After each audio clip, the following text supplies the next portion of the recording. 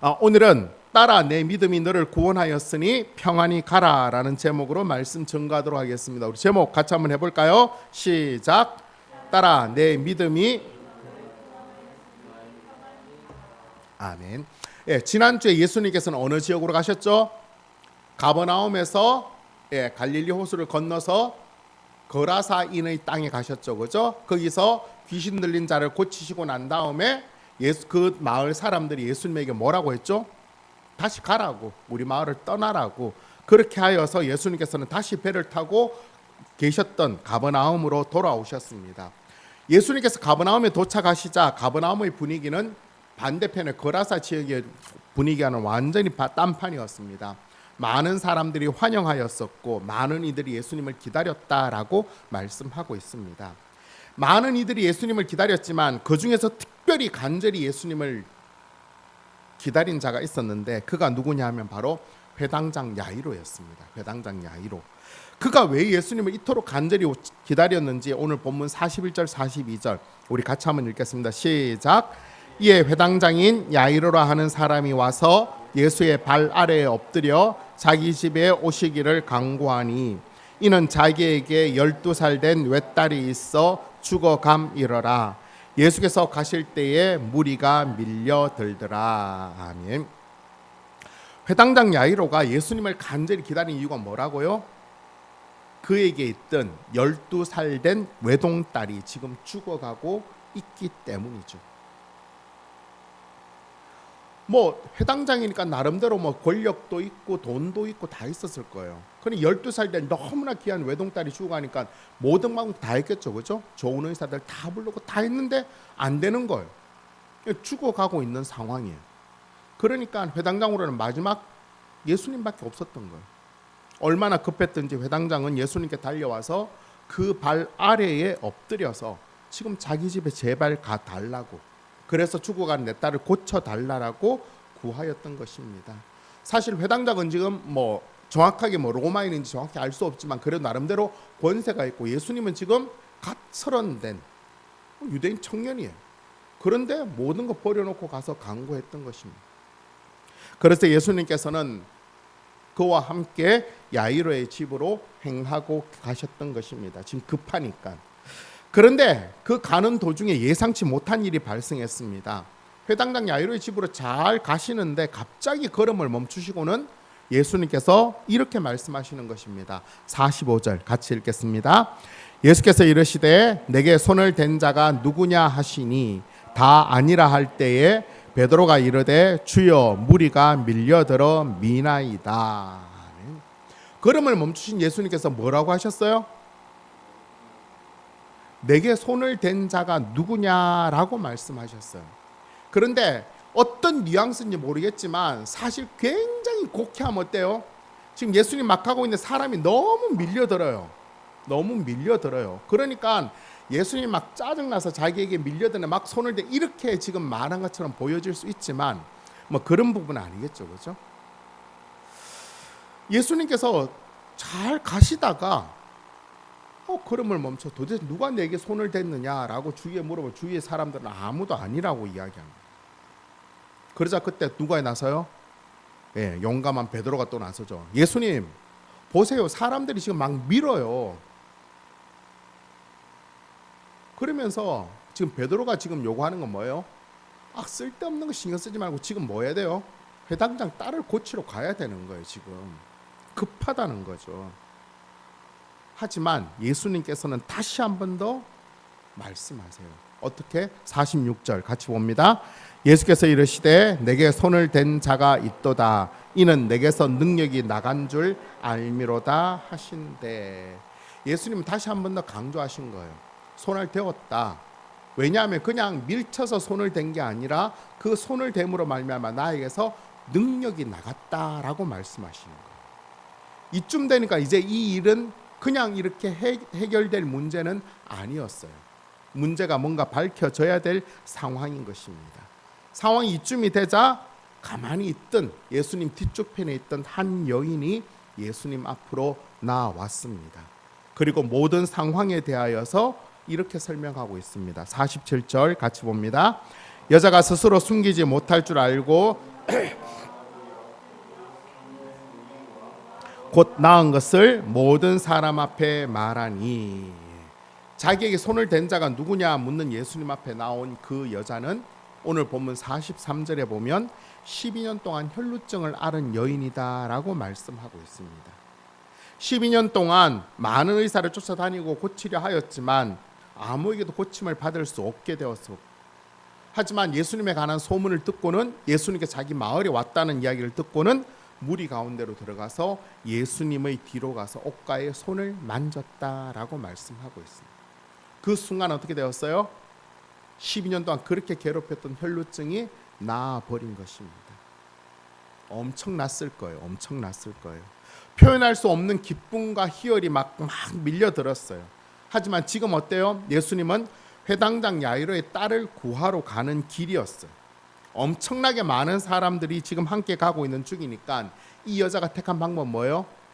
조용히 빠져서 이제 살면 되겠다라고 생각했는데 예수님은 그 여인의 의도대로 움직이지 않고 이 여인을 굳이 세우셔서 그 모든 상황을 다 설명하게 하였던 것입니다. 그 여자는 왜 내가 이렇게 되어졌었고 왜 손을 만졌었고 또 어떻게 치료되었는지에 대해서 자세하게 하자 예수님께서는 이 모든 것들을 다 들으시고는 이렇게 말씀하셨습니다. 48절 시작. 예수께서 이르시되 딸아 내 믿음이 너를 구원하였으니 평안히 가라 하시더라. 아멘. 예수님께서는 이 여인의 행동에 대하여서 가타부타 아무 말씀도 하지 않으시고 딸아 내 믿음이 너를 구원하였으니 평안히 가라라고 말씀하시는 것이 오늘 본문의 내용이에요. 자, 오늘 본문은 좀 구조가 조금 애매하죠, 그죠? 첫 출발은 어떻게 되었어요? 시작은 예수님께서 12살 된 회당장 야이로의 딸을 고치러 가는 것으로 시작하였어요. 근데 그 중간에 어떤 사건이 들어와요? 12의 혈루증을 앓는 여인이 들어오는 것입니다. 그리고 그 여인이 치료를 받는 것으로 되어지죠, 그렇죠? 자, 그리고 다음에 또 다음 주에 보면 예수님께서 이제 회당장 야이로의 집에 가시는 거예요. 두 개의 사건이 마치 샌드위치처럼 중간에 형성되어져 있는 것이다라고 보면 되는 거예요. 오늘은 포인트는 혈루증 여인에게 포인트가 되어지고 다음 주에는 회당장 야이로의 죽어가는 딸을 관한 말씀들을 살펴보도록 하겠습니다. 오늘 본문에서 가장 중요한 포인트는 뭘까요? 12의 혈루증을 앓는 여인이 예수님의 옷가에 손을 댐으로 말미암아 치료받았다는 거예요. 자, 이 사건을 통하여서 우리가 알 수 있는 크게 두 가지를 한번 살펴봤으면 좋겠는데 첫 번째로 살펴보기 원하는 것은 12의 혈루증을 앓은 여인의 믿음이에요. 믿음. 예수님께서는 이 여인의 믿음에 대하여서 이 믿음이 어떤 믿음이라고 했어요? 딸아 내 믿음이 너를 구원하였으니. 그러니까 이 여인의 믿음은 어떤 믿음이냐면 구원받을 만한 믿음이었다는 거. 그렇다면 도대체 예수님께서 구원받을 믿음이다라고 인정한 이 여인의 믿음은 도대체 어떤 믿음입니까? 오늘 본문에서 여인이 자신의 믿음을 드러낸 행동은 어떤 게 있을까요? 예수님 옷가에 손을 댄 것 그것뿐이에요. 자, 이 여인이 예수님 옷가에 손을 댔는데 그게 믿음이라고 할 수 있어 없어요? 옷가에 그냥 손을 댈 수 있잖아요. 근데 그걸 예수님은 지금 믿음이라고 표현해요. 믿음이라고. 왜 예수님은 이 여인의 이 행동을 이 여인을 구원하는 믿음이다라고 표현했을까요? 그것은 이 여인이 예수님의 옷가를 만진 이유에 대해서 알면 또 알 수 있겠죠. 그렇죠? 이 여인은 왜 예수님의 옷가에 손을 대어서 옷을 만졌을까? 오늘 본문에 나오지 않지만 병행고인 마태복음 9장 20절 21절에 보면 그 이유가 나옵니다. 우리 같이 보겠습니다. 시작. 12의 동안이나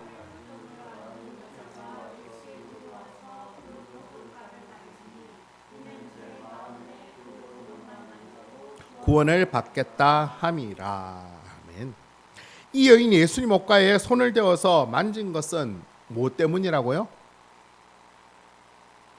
옷가에 손을 대면 나음을 받겠다는 거. 그냥 아무 생각 없이 그냥 옷을 만진 게 아니라 저 옷자락을 만지면 내가 고침을 받겠다는 그 믿음으로 이 여인이 옷가에 손을 댄 것입니다. 더욱이 이 여인이 이 옷가에 손을 댔다는 것이 왜 믿음과 관계되어지느냐 하면 바로 그것은 이 여인이 앓고 있는 병 때문에 그래요. 이 여인은 지금 어떤 병을 앓고 있다고 하고 있습니까?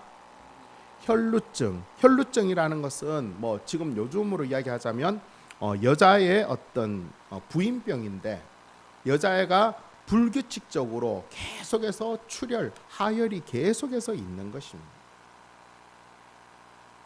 근데 뭐 그럴 수 있겠죠, 그죠? 그럴 수 있겠죠. 그런데 중요한 것은 이 혈루증에 대하여서 레위기 15장 율법에 의하면 이 혈루증을 앓고 있는 사람은 부정한 사람이 되는 거예요. 부정하다. 그냥 뭐 부정할 수 있겠죠, 그죠? 부정할 수 있겠죠. 그런데 이 부정하다라고 규정하고는 레위기 15장에서 이 혈루증을 앓는 이 여인이 부정하기 때문에 그 삶이 어떤 것인가에 대해서 이렇게 말씀하고 있는데, 그 여자가 눕는 침상이나 앉았던 자리도 다 부정하다라고 이야기해요.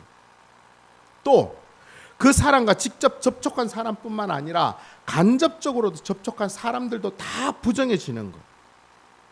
또한 그녀가 몸이 닿았던 모든 것 또한 다 부정한 것. 대충 어떤 상태인지 좀 아시나요?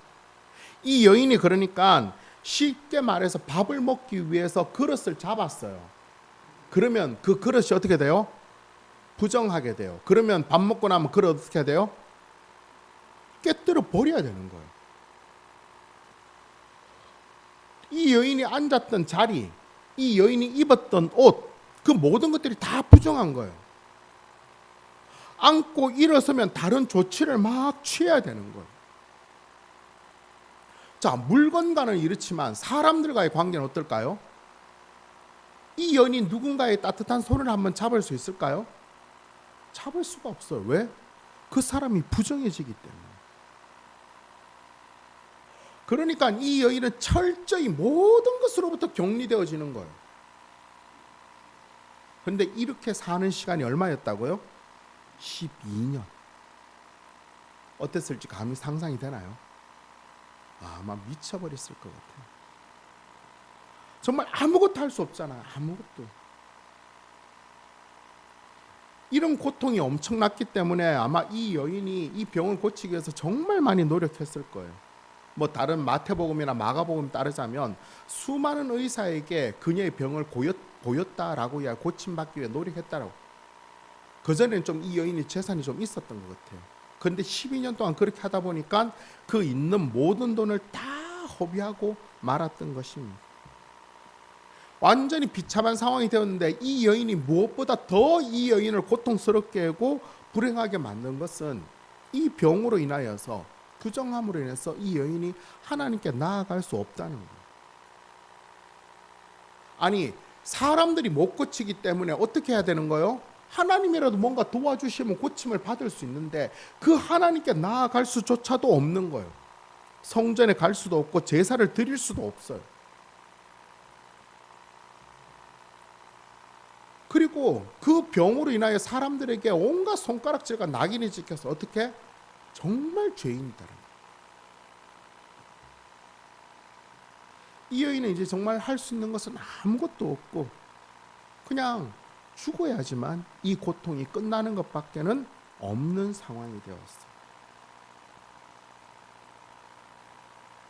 지금 이 여인이 예수님 옷가에 손을 댔다는 것이 지금 이 여인이 어떤 마음으로 이렇게 손을 댔는지가 좀 느껴지시나요?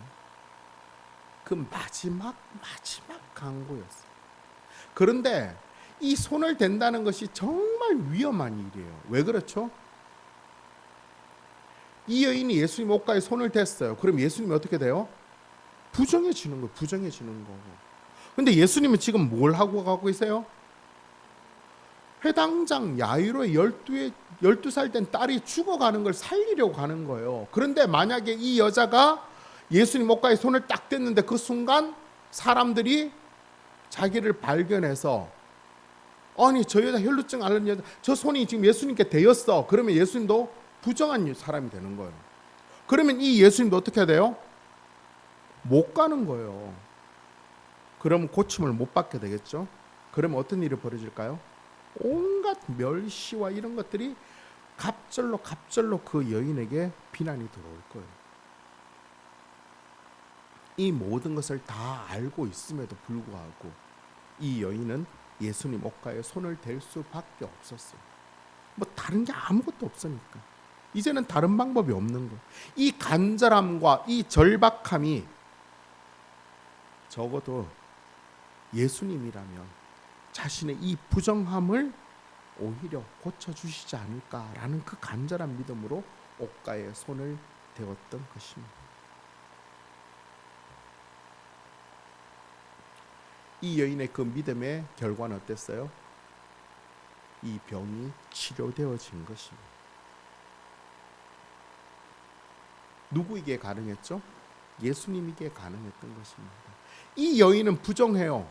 이 여인은 부정하지만 예수님은 그 모든 부정들을 다 정결케 하기에 부족함이 없는 분이죠. 이 여인의 믿음은 전지전능하시고 무한하신 예수님께 정말 간절함과 절박함으로 자신의 부정을 그 속에 내던지는 그런 믿음이었습니다.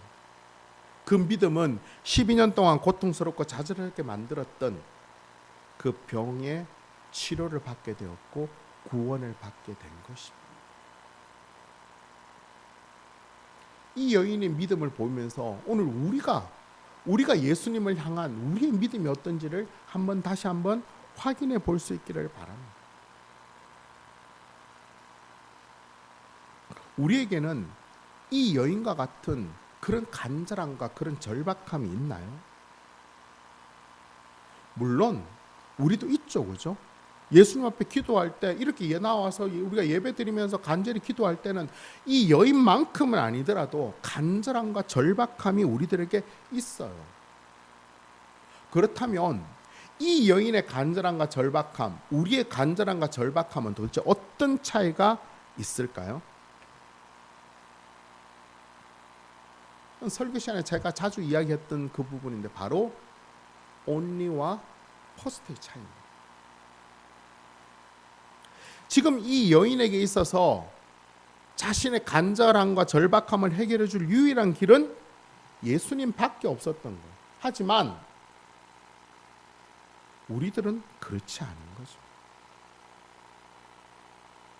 우리의 간절함과 절박함은 어떻습니까?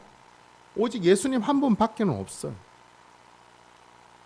그렇게 표현을 하지만 우리들의 간절함과 절박함에는 첫 번째로 예수님께 기도해서 예수님이 도와주시기를 바라지만 그게 안 되면 제2, 제3, 제4의 방법들을 우리는 다 갖고 있는 거예요.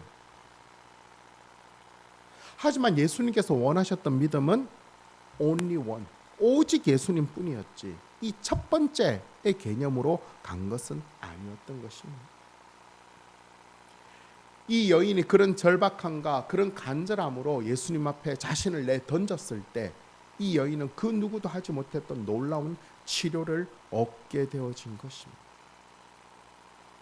오늘 이 여인의 믿음을 보면서 우리의 믿음이 다시 한 번 더 주 앞에 세워지기를 원합니다.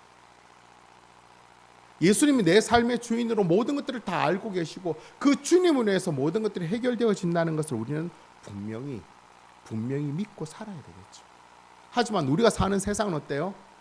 그런 믿음이 자꾸 필요 없어지는 거예요. 다른 것들이 너무 많으니까. 그래서 그 믿음이 점점 더 약해 되는 거죠. 그것은 우리 때뿐만 아니라 예수님 때도 그랬어요.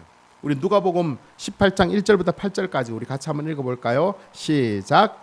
예수께서 그들에게 항상 기도하고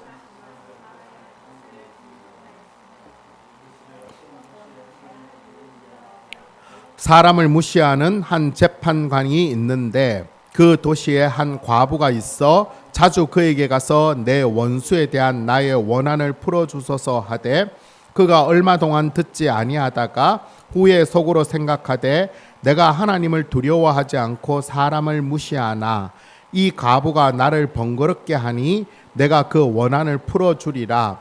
그렇지 않으면 늘 와서 나를 괴롭게 하리라 하였느니라. 주께서 또 이르시되 불의한 재판장이 말한 것을 들으라. 하물며 하나님께서 그 밤낮 부르짖는 택하신 자들의 원한을 풀어주지 아니하시겠느냐? 그들에게 오래 참으시겠느냐? 내가 너희에게 이르노니 속히 그 원한을 풀어주시리라. 그러나 인자가 올 때에 세상에서 믿음을 보겠느냐 하시니라. 아멘. 우리에게 가장 좋은 것을 주시기를 기뻐하시는 하나님께서는 우리의 원통함과 우리의 답답함을 반드시 풀어주시겠다라고 약속하셨습니다. 물론 내가 원하는 대로 내 방법대로 그렇게 하시는 게 아니라 하나님의 뜻과 하나님의 방법과 하나님의 시기대로 만들어 주시는 거죠. 그런데 중요한 것은 뭐죠? 예수님께서 뭐라고 하셨어요? 내가 다시 올 때 세상에서 뭘 보겠느냐? 믿음을 보겠느냐? 이 말은 뭐예요? 다르게 표현하면 그렇게 나는 그렇게 준비가 되어 있는데 나를 향하여서 오직 나를 향하여서 간절함과 절박함으로 예수님만을 믿는 그 믿음을 가진 사람들이 있겠느냐라는 거예요.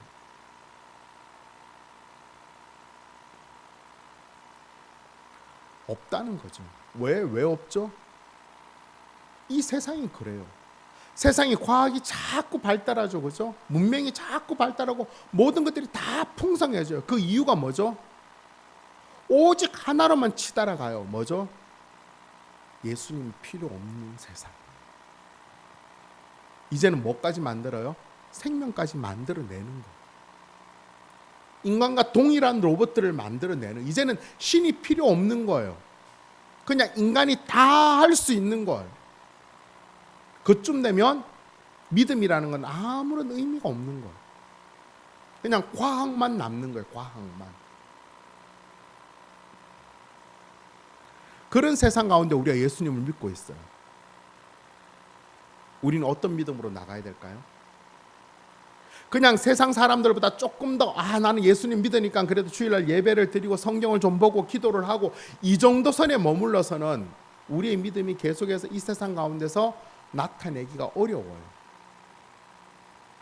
비록 세상은 그러하더라도 우리는 어떻게 살아야 돼요? 오직 내 삶의 주인이 예수님이시며 이 세상의 주인이 예수님이심을, 그리고 예수님이 우리의 모든 원통함과 답답함을 해결해 주실 유일한 분임을 우리는 믿으며 그 간절함과 절박함으로 예수님을 믿고 살아야 되는 것입니다. 그 간절함과 절박함이 우리의 삶 가운데 매일 일어나야지만 우리가 예수님 향한 믿음이 계속 만들어지는 거예요. 근데 그렇게 않으면 그 믿음은 없어지는 거예요. 예를 들면 아침에 눈을 떴어요. 어떻게 눈을 떴죠? 그냥 안 죽었으니까 눈을 떴어요. 그냥 내가 건강해서 내가 눈을 뜰만 하니까 눈을 떴어요. 이렇게 생각하면 예수님이 내 삶에 별로 의미가 없는 거예요. 그렇게 신앙생활을 하다 보면 예수님이 가장 필요할 때는 뭐예요? 내가 뭐 죽을 병이 걸렸을 때. 그때가 아니면 예수님이 필요 없는 거죠. 만약에 사탄이 그것을 교묘하게 노린다면 어떻게 해요? 그런 위기로 우리를 몰아가지 않으면 되는 거예요. 그럼 우리는 예수님과의 믿음은 점점 멀어지는 거예요.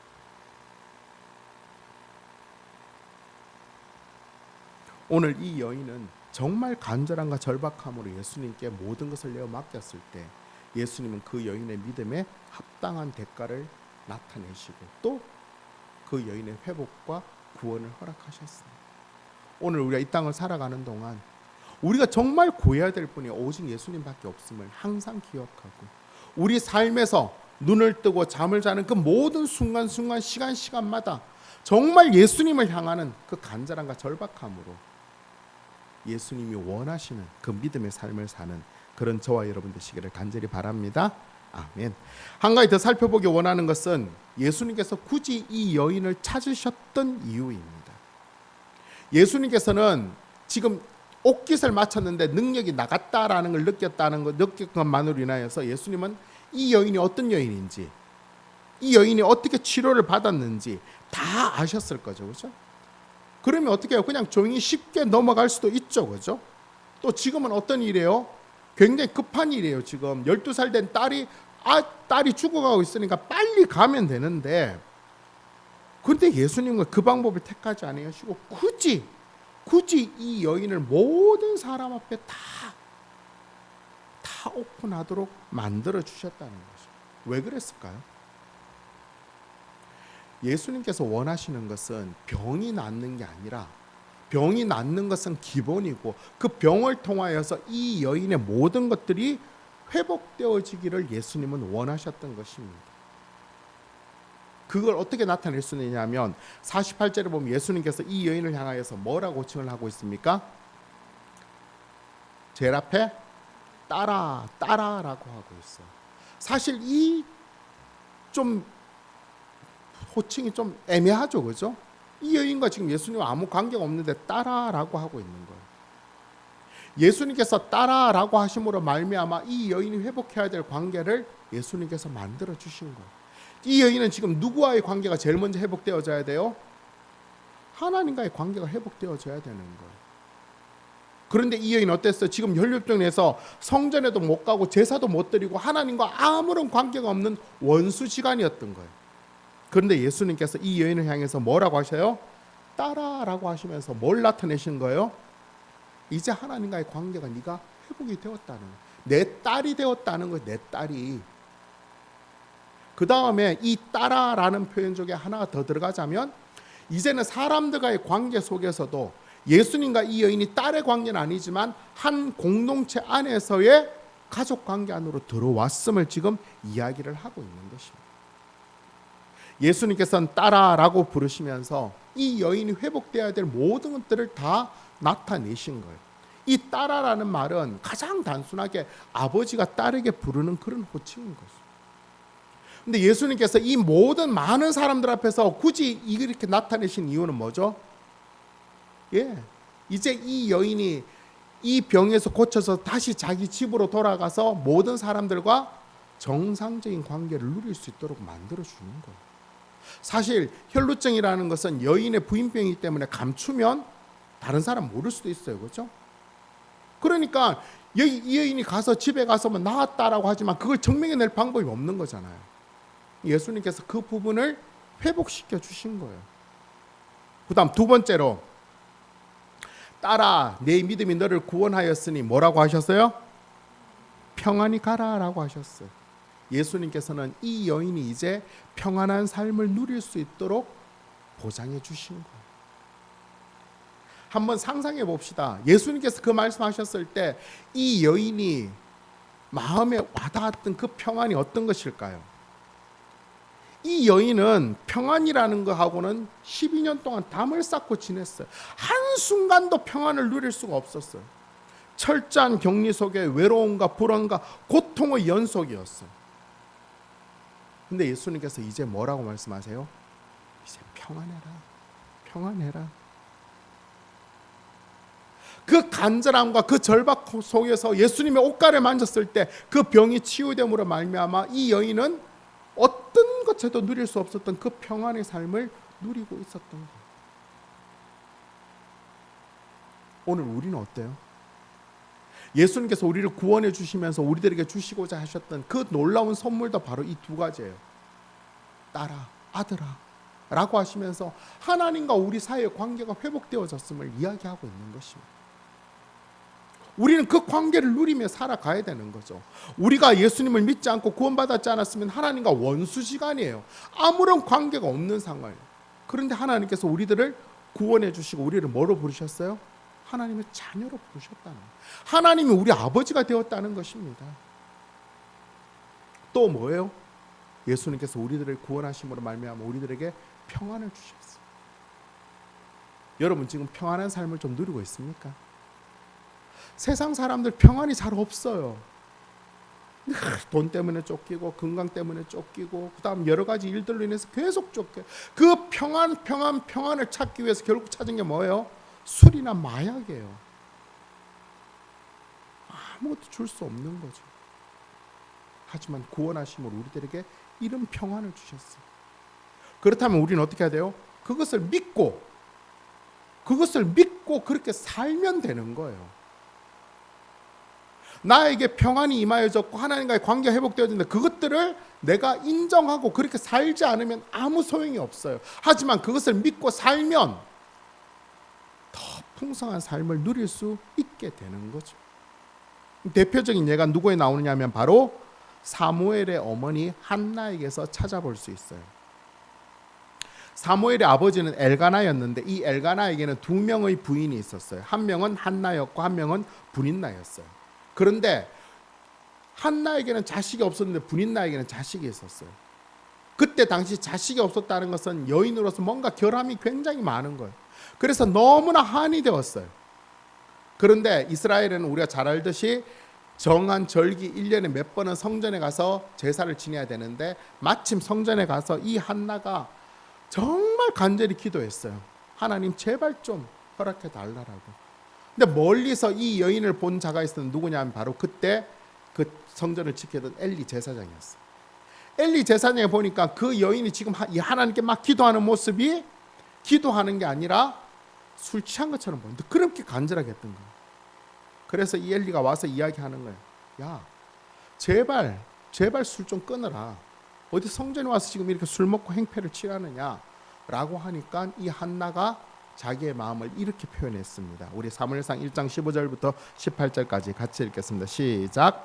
한나가 대답하여 이르되 내 주여 그렇지 아니하나이다. 나는 마음이 슬픈 여자라. 포도주나 독주를 마신 것이 아니요 여호와 앞에 내 심정을 통한 것뿐이오니 당신의 여종을 약한 여자로 여기지 마옵소서. 내가 지금까지 말한 것은 나의 원통함과 격분됨이 많기 때문이니이다 하는지라.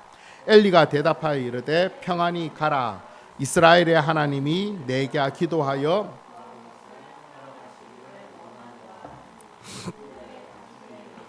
당신께 은혜 있기를 원하나이다 하고 가서 먹고 얼굴에 다시는 근심빛이 없더라. 여기 정말 놀라운 게 뭐냐 하면 당시 엘리 제사장은 제사장으로서의 역할을 제대로 못했어요. 그래서 국민들에게 존경을 받지도 못했어요. 그러니까 인정이 잘 안 되는 거죠. 또 지금 보통 이쯤 되면 제사장이 뭘 물어봐야 돼요? 야, 네가 기도 제목이 뭐냐? 이 정도는 물어봐야 돼요. 그것도 안 물어요. 근데 그것도 안 묻고는 엘리 제사장이 뭐라고 이야기해요? 평안히 가. 왜? 하나님께서 네 기도를 응답해 주실 거야. 어째 보면 너무 상투적인 말이죠, 그죠? 너무 상투적인 말이에요. 그런데 중요한 건 뭐예요? 그 말을 들은 한나의 태도예요. 한나가 어떻게 했어요? 그 말을 듣고 가서는 얼굴에 다시는 근심빛이 없더라라고 이야기해요. 한나는 뭘 본 거예요? 자격도 없고 부족한 엘리 제사장을 본 게 아니라 엘리 제사장 통해서 말씀하신 하나님을 보고 믿은 거예요.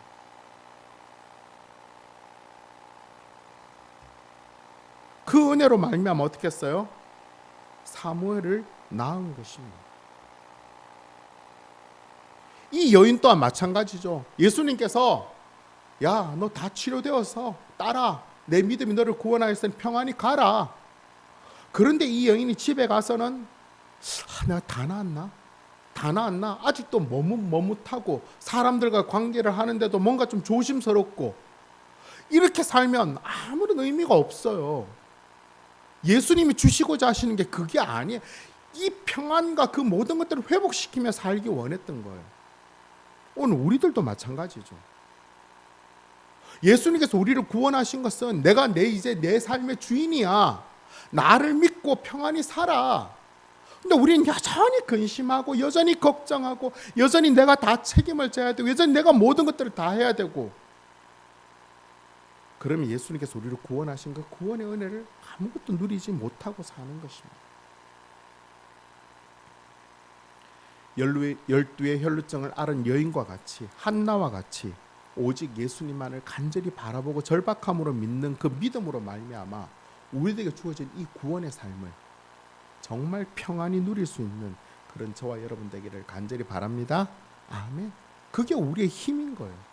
우리가 너무 잘 아는 빌립보서 4장 6절부터 7절 같이 읽을까요? 시작. 아무것도 염려하지 말고 다만 모든 일에 기도와 간구로 너희 구할 것을 감사함으로 하나님께 아뢰라. 그리하면 모든 지각에 뛰어난 하나님의 평강이 그리스도 예수 안에서 너희 마음과 생각을 지키시리라. 아멘. 아무것도 염려하지 말고 모든 일에 기도와 간구로 너희 구할 것을 감사함으로 하나님께 아뢰라라고 말하고 있어요. 그리하면 모든 지각에 뛰어난 하나님의 평강이, 그 평안이 우리의 삶을 지켜주시겠다라고 약속하고 있는 것입니다. 이번 한 주간 다시 한 번 더 이 평안을 누릴 수 있기를 간절히 바랍니다. 예수님이 나를 구원해 주셨기에, 내가 믿고 있는 예수님이 전지전능하신 분이기에, 그 예수님이 세상의 주인이시기에, 그 예수님이 평안히 살라 하셨기에 그 예수님을 믿고 온전히 평안히 회복되어져 살아가는 그런 저와 여러분 될 수 있기를 간절히 바랍니다. 아멘. 말씀 맺도록 하겠습니다. 오늘 설교 제목을 기억하시나요? 뭐죠? 아멘. 설교를 준비하면서 제목을 여러 번 바꾸다가 마지막에 이 제목을 했는데, 이 제목을 하고 난 다음에 많이 외쳤어요. 따라라는 이름 앞에 제 이름을 넣었어요. 병수야, 내 믿음이 너를 구원하였으니 평안히 가라. 여러분도 집에 가서 여러분의 이름을 넣으세요. 여러분의 이름을 넣고 계속 묵상하고 반복하세요. 내 믿음이 너를 구원하였으니 평안히 가라. 그러면 그 평안을 풍성히 누릴 수 있을 것입니다. 우리가 매주 이렇게 예배에 나오는 것도 뭐죠? 예수님을 만나기 위함이에요. 만나기 위함. 예수님의 옷자락을 만지기 위해서 우리가 나온 거예요. 우리의 힘과 능력으로는, 우리의 힘과 능력은 세상 가운데 하나님의 사람으로 살 수가 없어요. 구원의 삶을 누릴 수가 없어요. 겸손히 살 수도 없고, 사랑하며 살 수도 없고, 성령의 열매를 맺으며 살 수도 없어요. 하지만 예수님께서 할 수 있기에 그 옷자락을 만지기 위해서 나온 것입니다. 이제 중요한 건 우리 마음이죠. 예수님께서 이 12의 혈루증 앓는 여인을 고쳐주실 때, 자, 우리 한번 생각해 봅시다. 이 여인만 예수님 옷자락에 손을 대었을까요? 아니죠, 그죠? 예수님 옷자락에 손댄 사람은 수도 없이 많을 거예요. 밀려가니까. 그런데 그 많은 사람들 중에서 치료받은 사람은 누구죠? 바로 이 여인 한 명밖에 없습니다. 왜? 어떻게 이런 일이 벌어졌죠? 예수님 앞에 그 간절함과 절박함으로 예수님을 만났기 때문에 그런 거예요. 우리 예배 드리는 것도 마찬가지예요. 예배 드리러 나와서 예수님을 만나서 그 은혜를 받고 내 믿음이 나를 구원하였고 평안한 삶을 누릴 수 있는 사람은 예수님께 정말 간절함과 절박함으로 나아가서 만난 사람, 그 사람 한 명밖에 없는 거예요. 그 마음을 갖지 아니하고 많이 예배를 드려도, 많이 나와도 아무 소용이 없는 것입니다.